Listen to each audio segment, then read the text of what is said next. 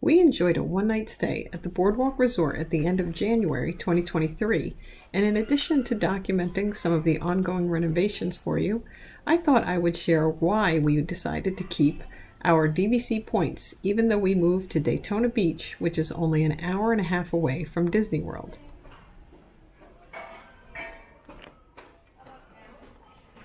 But first, a view of the lobby as it is still under construction. A cast member told us a general time frame for the renovations. So do you know how long this is going to be, the renovation here? It'll be over a year. Really?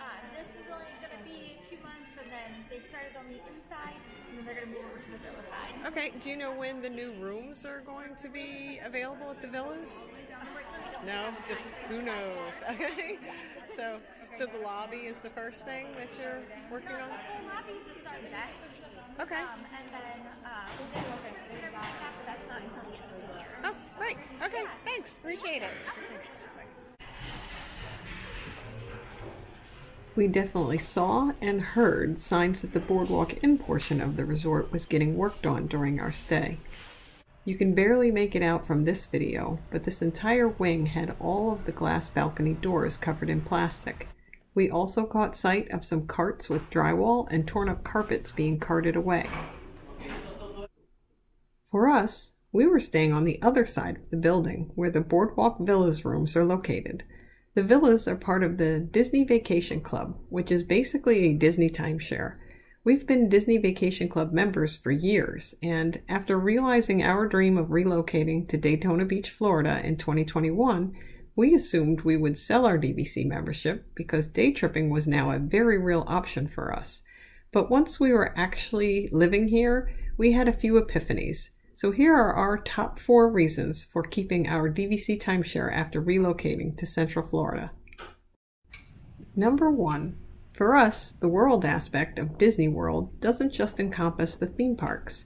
Before moving to Florida, every trip we've ever taken to Disney included a hotel stay on property, whether it was a value, or moderate, or a Disney Vacation Club resort. The resorts are a really big part of the magic for us, and we've loved some of the improvements that we've seen added over the years, like the walkway from the Magic Kingdom to the monorail resorts.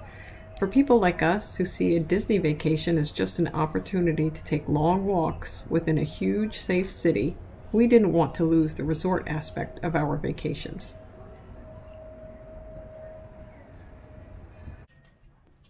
Speaking of vacations, that brings me to the second reason. You don't have to stay very long at all to get a vacation feeling. I don't really know why, but we can drive over to Disney for just one night, and when we come home the very next day, it still feels like we've been gone for a week. That sort of recharged, I just took a vacation feeling after one night is definitely worth keeping our membership for, and just because you live where you used to vacation doesn't mean you don't need something to look forward to. I still love going online to check resort availability, and putting together a one-night trip gives me just enough planning and anticipation to bring me joy. The third and very practical reason for keeping our membership is that even though we only live an hour and a half away, we still live an hour and a half away. If you want to stay late into the night at the parks, sometimes you just hate the thought of that car ride home afterwards. This is an even bigger deal in the summer, which, as most of you probably know, is oppressively hot, especially at Disney, and no one wants to drive home after walking around in the heat all day. So a good summer stay for us is resort time in the early afternoon and going to the parks after sunset. And the fourth reason we decided to keep our DVC membership after moving to Florida is the potential to take advantage of some of the fun perks offered to DVC members. Now, I don't plan on listing the perks because none of them are guaranteed. They are subject to change, and I would never ever recommend anyone buy a DVC membership for the perks because that would be an exercise in frustration. There are a few perks that we've tried to take advantage of, and we were told that the perk was either on hold or already booked up. Still, we did get to enjoy some past perks like going to the DVC Members Lounge in Epcot and getting the DVC member discount on annual passes before they stopped selling them. Occasionally, they've done an extra percentage off Disney merchandise for DVC members, but that usually applies to annual pass holders too, so we would be covered even if we weren't DVC members. It's probably silly of me to have this as a reason not to sell, since there aren't a lot of perks that we've even been able to take advantage of, except for a few discounts, but there it is. Oh, but we did get some free cookies at the annual DVC member meeting in December, and they're similar to the new Mickey ear cookies that they're selling in Carousel Coffee. So those are our 4 cumulative reasons for keeping our DVC points after moving to Florida. If you're a DVC member, let me know in the comments if you had other reasons for keeping your membership after moving to Florida.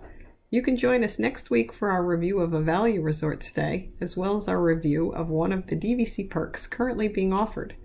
Thanks for watching, and if you like this video, please give it a thumbs up and find paradise today by subscribing to our channel.